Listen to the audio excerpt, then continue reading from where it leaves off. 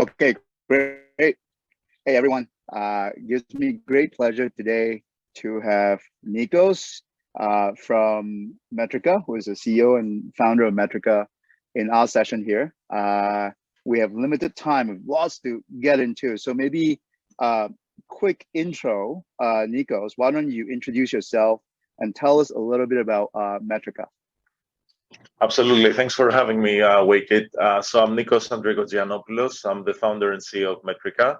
Metrika is doing monitoring, analytics, and operational intelligence for Web3. That is both for blockchain networks and the applications that live above it. A very simple way to think of us would be kind of a Datadog for the Web3 world, where we provide all the visibility and the tools that networks and applications need to conduct and run operations in blockchain. That's awesome. Now, for those who aren't familiar with Datadog, it's a pretty big deal and a big company in the enterprise Web2 space. Maybe Nikos, if you can draw a little bit of parallel between what you guys are solving and what Datadog is solving. In some ways, my understanding is, you guys are solving an even bigger issue in observability and monitoring within Web3, just because of the heterogeneity of nodes, and it's not one single company is running all the nodes, right? Yeah, if you could draw a little bit of parallel so people understand, Datadog is a really big deal. Yeah, absolutely. Datadog obviously has been a company in the monitoring space for the past 10 plus years. They were instrumental in digital transformation, going from on-prem to the cloud. And I think Datadog is interesting just because they introduced a new way of monitoring workloads in the cloud world. So I think Metrika is playing a similar role in helping in the transition to a decentralized world. So running operations from running your own servers or running your own VMs on AWS or on Google Cloud or on Azure, to now running decentralized operations where you don't just monitor the stuff that you own. You don't monitor just, the Netflix servers that Netflix owns on its own. Now you're monitoring a blockchain network where infrastructure is being run by different people. For all we know, Waikit, it could be, you and me running nodes in our basement. So you have a world where you have node hosting providers, you have node runners, you have protocol teams, you have big applications running nodes in blockchain. And that world of operations where it's not just one entity providing the service, but it's kind of multiple infrastructure owners that each one of them need to have visibility to understand how they're running their node, how the network is performing as a whole. And applications also need to understand how they're consuming the services from the blockchain protocols is much more complex. I would say that Metrika is playing that huge role of figuring out how to run operations, how to provide visibility to all those parties so that they can provide a higher level of service. The biggest challenge, I think, with that's interesting. The biggest challenge, I think, in decentralized networking is that the network. What I'm hearing you say is that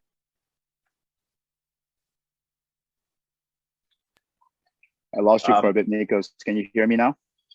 Yeah, wait, I can. I was just saying that, the biggest challenge in decentralized networking is that the networks keep decentralizing. There are more and more parties that run infrastructure. And that comes with the benefit of more security as you decentralize. But as you can imagine, that becomes operationally more complex. You have more and more players, and the level of operational efficiency and operational knowledge that each one of the players has is at a different level. So it becomes more and more and more complex to run kind of operations in that world. Yeah, it sounds like this is a consequence. If you want full trustless Web3, where anyone can join as a node, right? You need to have robust monitoring and observability, right? A very different requirement, a much higher bar than Web 2, if you will. And I think, Waikit, it becomes even more important as more applications come on board. Because if you think about it fully, the extreme is that you end up with something that is very slow but very secure. But if you're trying to find that fine balance between massively scalable applications or applications like gaming or applications that have huge volumes on top of blockchain, then you need to find a sweet spot, and you need tooling so that you can optimize for that operational kind of deficiency that you're getting by suboptimal operations. Now, that's great. So this is a great way to dovetail into my next question, which is tell us a little bit about your existing, at least the ones that you can share publicly, the existing customers that are using you guys, and specifically today, how they're using you guys. So we are our customers fall today basically into 2 or 3 buckets. We provide, and that's how the company got started. We provide visibility and insights into the protocol teams. So the protocol teams use Metrika to get additional dashboards, additional alerts, additional visibility, and insights into what is going on their networks. But the second kind of bucket, which I'm even more excited about, is providing through the foundations public infrastructure to the entire blockchain communities. You will see today on our platform we support Algorand, we support Hadera, we support Flow, we support Axelar. We will very soon be releasing out Ethereum and a number of other protocols that we are expanding. But let me kind of double click on the public infrastructure. I think it's the nature of blockchain, as we discussed, which is decentralized networking, is very compatible with building things that are public infrastructure and that people can have open access to. And that means that providing those tools, the same tool the protocol teams run their networks and get visibility into their operations and health of the network, provide them to the entire community so that the entire community gets that benefit. I think that opens up kind of the customer segments to everyone who is building on top of a blockchain network. So whether it's applications, it's staking services, it's node runners, node hosting providers, we cover the entire community through that. Yeah, it sounds pretty broad-based, right? You guys are putting together some very fundamental tooling that the ecosystem needs. And in some ways, a lot of our audience here has been in crypto for a while, as have you and I. This whole idea of the picks and shovels, the tooling that the ecosystem needs to get it to the next level and the next level to enable the kind of throughput and applications. Monitoring is not one that we hear a lot of, right, necessarily, but it's important. Yeah, I think monitoring, Waikit, like if you look back in the history of the internet, it has always been, I think the use cases have been kind of running forward, and kind of the infrastructure, the scalability has always been has always been trying to catch up. So people want to get things out there, they want to try them, they want to show, they want to get people excited. But I think that's what we're living through crypto right now, that we went for that, the tokens and the use case proliferated, now applications are building. So now the infrastructure is trying to catch up and create all these kind of foundational elements so that more applications can accrue value on top of the networks. My belief is that the crypto winter that we're experiencing and the collapse of that speculative kind of layer on top of crypto shows the importance of building the infrastructure that companies like Metrika are building so that applications can then continue building and build a thick layer of value on top of it so that we don't see kind of cryptocurrencies oscillating that much in the future, and that there is a very thick layer of value that's very solid there.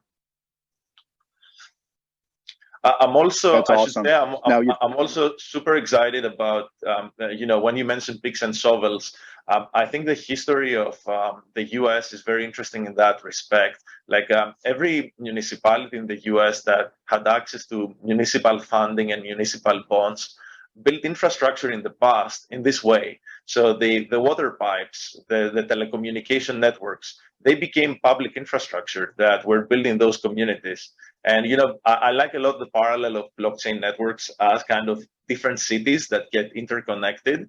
And I think now is the time where we're building that infrastructure so that more and more kind of applications can inhabit those cities and create a ton of value other than the enthusiasm for potential gold. That's interesting.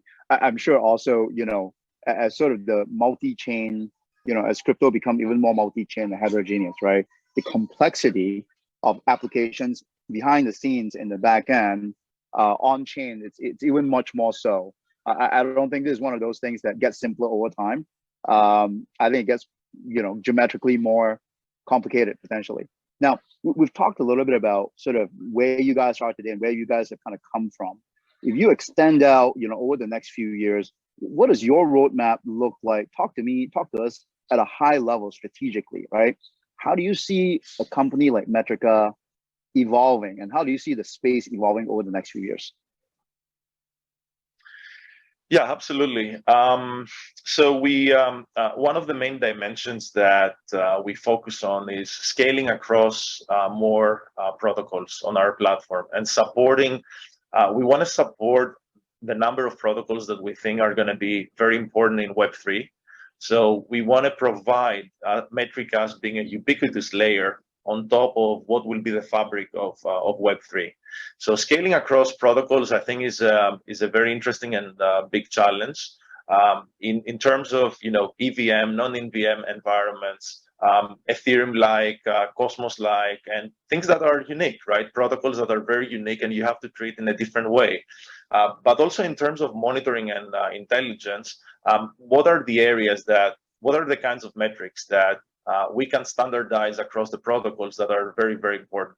So standardization is kind of scalability, and standardization across protocols is a very kind of dear topic and important topic for us. The second part is how can we deliver more value within the communities and within the protocols that we cover. As I mentioned before, we've been covering kind of the protocol teams. We've been providing this public infrastructure for node runners. We want to start kind of extending that value to layers on top of that. We want to provide even more tools into the hands of the node runners and the node hosting companies. And then we want to provide kind of tooling for financial institutions and staking providers that are transacting in crypto or who care about the quality of the operations that is important as they scale up and provide crypto to the masses. And then lastly, we care about how we can provide end-to-end observability to any application that is building on top, whether it's an on-chain or off-chain application. How can we combine all the data streams and all the important operational dimensions? Like, as you mentioned, the end picture of this would be a company that is either running a fully decentralized app, a DApp, or is running like an off-chain app that might be in a multi-chain world. And they want to have end-to-end visibility when a gamer kind of makes a transaction or is doing a load of transactions as they play to earn. Then in that world, we want them to know how each transaction operationally went through and what might be issues and how they can optimize so that they can optimize that experience. That's interesting. It's a very thick problem to solve. Let's bring it back to sort of more here and now. I'm sure everyone, obviously the topic du jour for the last few months have been crypto winter, right? Whether or not we're in a crypto winter, I think most people will agree that we are in some sort of a one right now. What do you given that you guys have visibility in a lot of layer ones, layer twos, and dApps out there, what are you guys seeing in this, sort of the pre and during sort of this crypto event? Do you guys see any difference? Or do you feel like, as most people say, builders continue building, there's really no difference? Maybe there's even acceleration. Love to hear a little bit more about that. Yeah, no, absolutely. As you mentioned, I'm pretty bullish on the crypto winter that we're going through. I think the previous time we experienced that back in 2018, I think it was a different kind of crypto winter. I think at that time, it was mostly venture capital that was pushing crypto and was getting excited about the crypto use cases. I think this time there is an institutional adoption flare to the crypto winter that we're going through, where I think financial institutions are looking at the crypto world and they have zero doubt that not only crypto is happening, but they are all kind of wondering how they can leverage the opportunity and accelerate adoption of crypto as it comes back and recovers.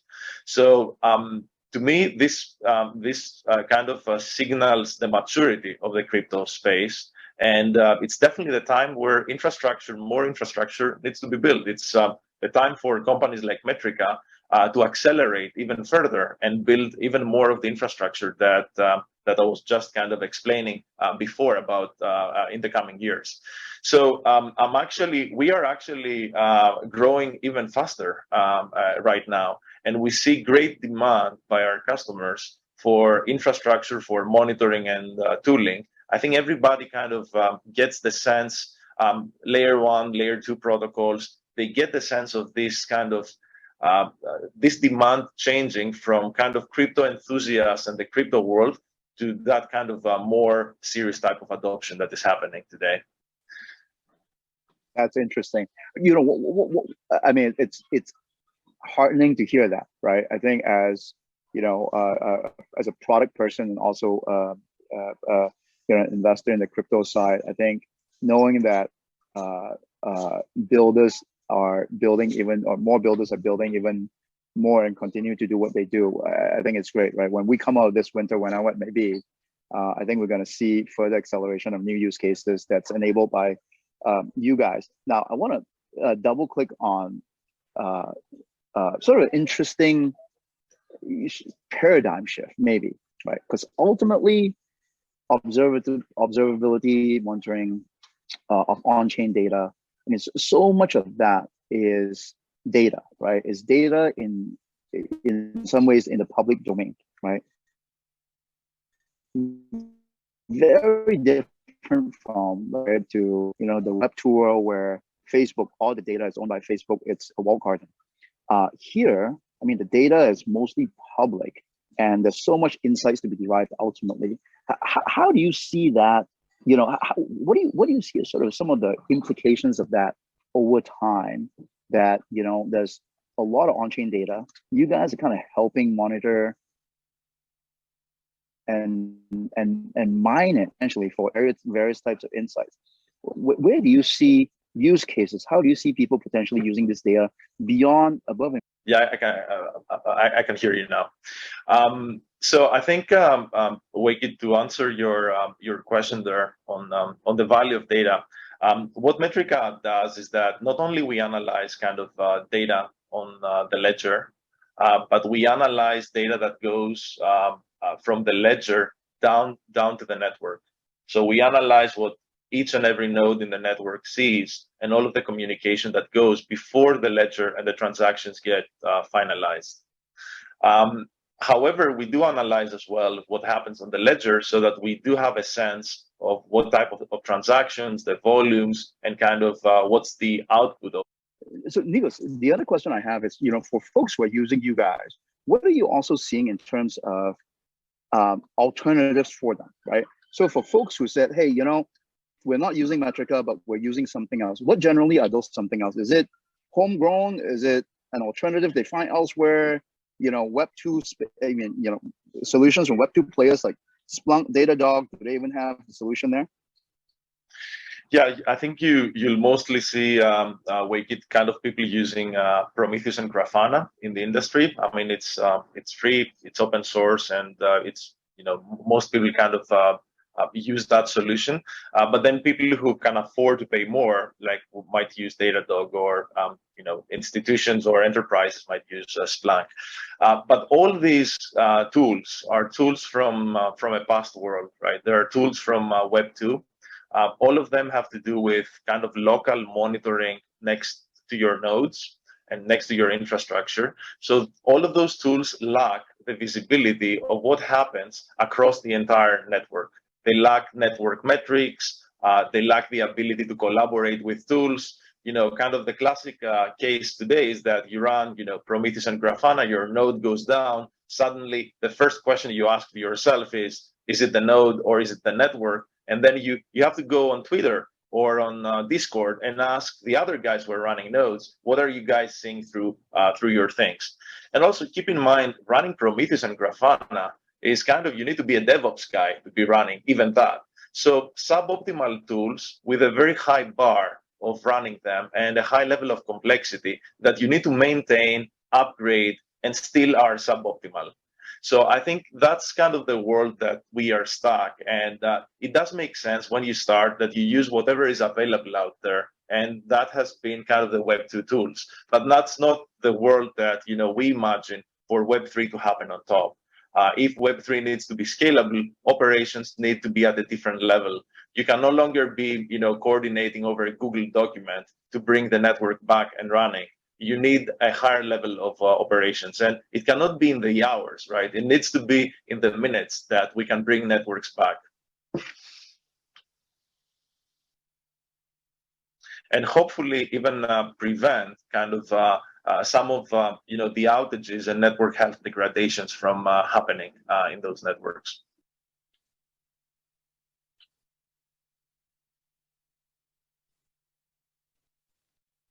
Yeah, that makes a lot of sense. It's entirely a different species of problem and solution. Now, last question I have here is, given Metrika and you guys are in a very unique position to see, really have a bird's eye view on the development and growth of the ecosystem. Any when you look out the next few years, any broad-based predictions? What do you see will be sort of some themes for the next few years, given what you've seen already? Yeah, I think I get really excited about kind of a couple of use cases. One thing I get very excited is about gaming. I think it can be a huge on-ramp for younger people into the crypto world. Me thinking about this world in the past, I've always been thinking that kids spend so much time these days in the digital world. And I think all this time and kind of that they are spending accrues some value that hasn't been liquid so far. So I really look at games as becoming kind of that huge on-ramp that will bring excitement and will bring value into the world. And that's kind of the part of more, Web3 kind of native applications. I think it will be the same kind of generation that will be asking for what you mentioned before, the new decentralized Facebook or a new decentralized Uber and kind of services that we haven't seen before and are very, very different. The second part that I get very excited is about tokenizing traditional asset classes and bringing those on public blockchain networks. I think the financial institutions are getting more and more comfortable with the world of crypto. And as they do that, I think they see a huge opportunity of taking all these assets and making them available to people who don't own a brokerage account or people who are not that familiar or sophisticated with kind of making those transactions through brokers or through banks and interacting with the traditional financial world that has a higher bar than the crypto world in terms of complexity.